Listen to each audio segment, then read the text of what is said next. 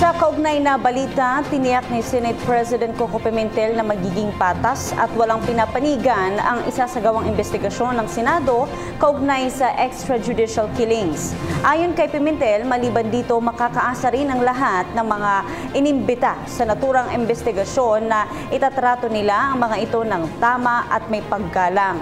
Umaasa naman si Pimentel na makakatulong ang investigasyon para maipakita ng Senado ang kanilang pagtulong sa misyon ng pambansang pulisya na protektahan ang taong bayan laban sa kriminalidad at iligal na droga.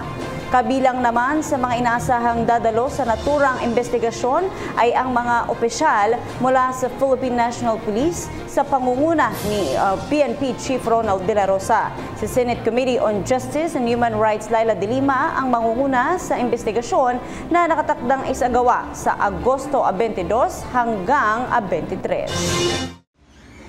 Ako po si Cathy San Gabriel. Subscribe na sa PTV YouTube channel.